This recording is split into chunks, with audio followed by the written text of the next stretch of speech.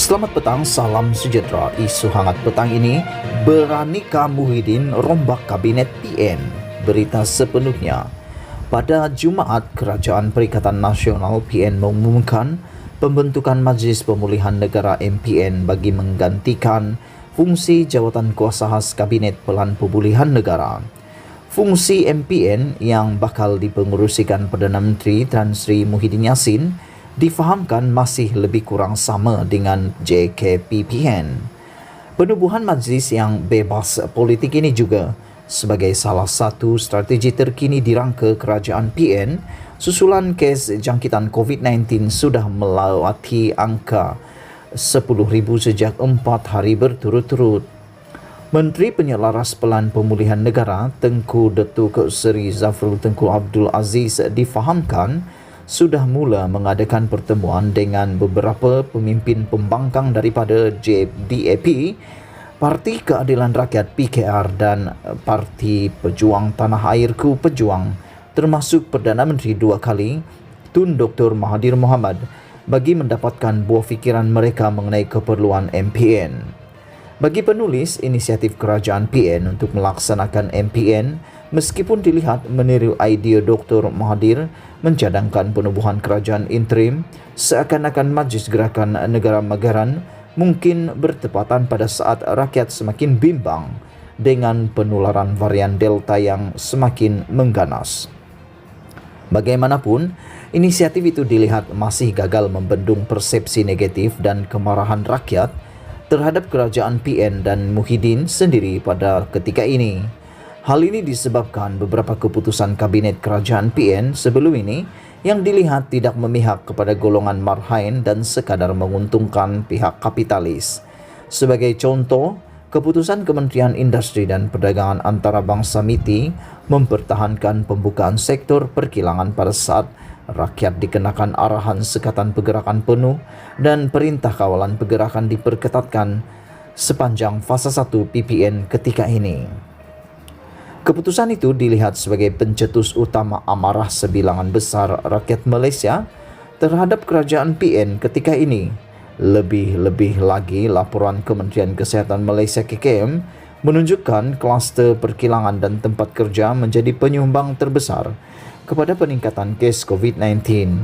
Tidak cukup dengan itu, rakyat juga mempersoalkan tindak tanduk beberapa menteri, termasuk Menteri Kanan Ekonomi Datuk Sri Mohamed Azmin Ali dan Menteri Kesihatan Datuk Sri Dr. Adam Baba yang dianggap tidak sensitif terhadap rintihan rakyat serta pengorbanan golongan petugas barisan hadapan.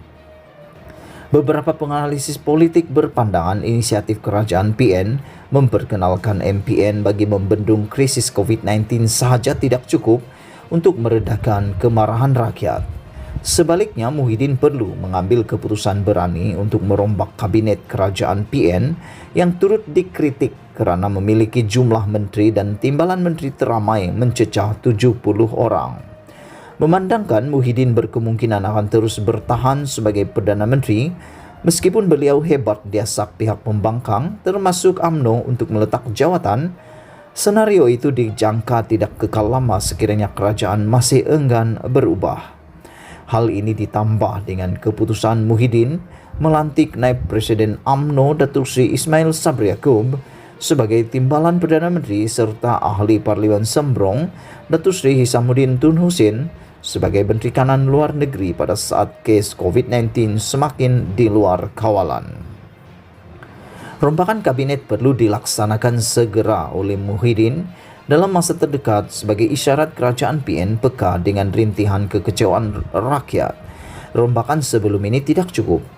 Muhyiddin juga perlu berani menggugurkan Muhyiddin Mohamed Azmin Ali dan Dr. Adham sekiranya beliau mahu kerajaan PN kembali mendapat keyakinan rakyat, kata penganalisis politik veteran Profesor Dr. Ahmad Aturi Hussein kepada Sinar Harian. Bagaimanapun, persoalan paling utama, adakah Muhyiddin sanggup menggugurkan Mohamed Azmin yang memberi nyawa politik kepada beliau sewaktu pembentukan kerajaan PN?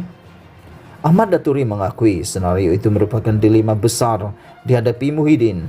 Lebih-lebih lagi selepas Mohamed Azmin diketepikan daripada jawatan Timbalan Perdana Menteri bagi memberi laluan kepada wakil kepada 41 ahli Parlimen UMNO dan Barisan Nasional iaitu Ismail Sabri.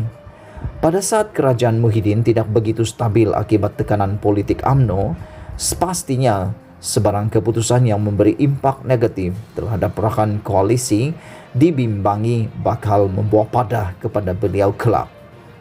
Namun, pada saat genting ketika ini, Muhyiddin dan Mohamed Azmin perlu mengenepikan kepentingan politik. Sebaliknya akur dengan kehendak rakyat yang mahukan Menteri MITI itu ditukar. Tiada guna jaga hati pemimpin tertentu jika kerajaan itu akhirnya digulingkan sendiri oleh rakyat. Saya yakin Muhyiddin tidak mahu keadaan sebegitu berlaku dan menyedari rombakan kabinet besar-besaran adalah solusi terbaik, katanya. Seorang lagi penganalisis politik daripada Universiti Malaya UM, Dr. Muhammad Taufik Yaakob, pula berkeyakinan Muhyiddin ada keberanian untuk menurunkan pangkat Mohamed Azmin dan Dr. Adam dalam kabinet untuk digantikan oleh pemimpin lain yang lebih berkebolehan. Jelas beliau, meskipun keputusan itu dibimbangi akan mencetuskan perpecahan dalam kerajaan PN, beliau yakin Mohamed Azmin tidak akan membuat keputusan menarik keluar sokongan beliau dan sebilangan pengikutnya daripada kerajaan PN. Saya fikir Mohamed Azmin pun sedar, rakyat bukan marah sangat terhadap Perdana Menteri, tetapi mereka terkilan dengan sikap beliau terus mempertahankan pihak kapitalis pada saat ramai orang menderita akibat PKP dan PKPD. Pada saat genting ini, Mohamed Azmin atau Muhyiddin mungkin boleh menolak Pada saat genting ini, Muhyiddin mungkin boleh melantik Mohamed Azmin sebagai seorang menteri tidak berportfolio, pada masa sama mempromosi beberapa ahli parlimen yang setia bersama pengarah pilihan raya PN itu untuk menggalas jawatan kabinet dalam rombakan akan datang. Kaedah ini boleh memastikan Mohamed Azmin kekal menyokong Muhyiddin, pada masa sama meredakan api kemarahan rakyat pada saat negara bergelut mendepani krisis COVID-19, katanya. Mengulas mengenai calon pengganti Mohamed Azmin dan Dr. Adam yang sesuai, Muhammad Taufik berpandangan dua jawatan kementerian penting itu, yaitu MITI dan KKM, perlu dilantik daripada kalangan profesional dan pakar dalam bidang berkenan. Jelas beliau keputusan itu penting bagi memastikan dua kementerian ini dapat meneruskan kesinambungan pencapaian cemerlang pengerusi bersama Jawatan Kuasa Khas Jaminan Akses Bekalan Vaksin COVID-19 Khairi Jamaluddin dalam mempercepatkan program vaksinasi rakyat ketika ini. Datuk Seri Mustafa Mohamad boleh diangkat sebagai pengganti Mohamed Azmin yang ideal.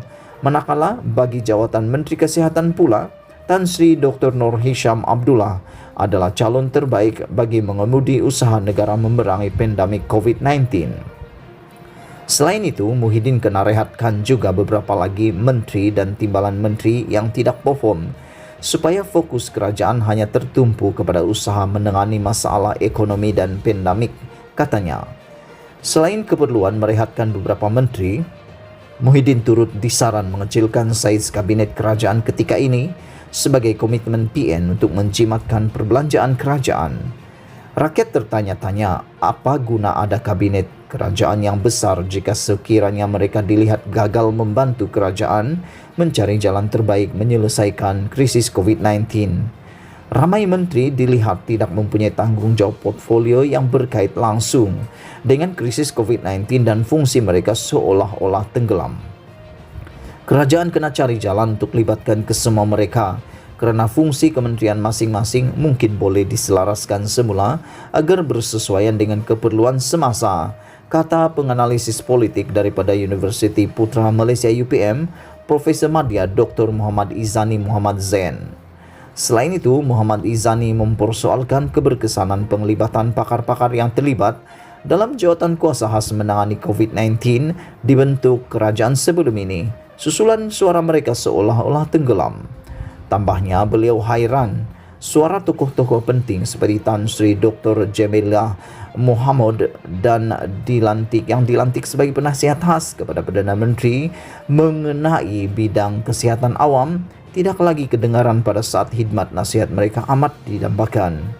Adakah suara mereka tenggelam kerana ada Little Napoleon dalam pentadbiran negara yang tidak mengendahkan sebarang idea diberikan dan hanya mahu bersikap autokratik? Perkara ini perlu dijelaskan oleh kerajaan PN. Sekiranya dakkwaan berkenan ada kebenaran, saya bimbang usaha kerajaan memerangi perang terhadap krisis COVID-19 melalui penubuhan MPN juga menemui jalan buntu kelak, katanya. Sekian isu hangat petang ini. Jangan lupa tekan butang subscribe dan kita jumpa lagi. Bye-bye.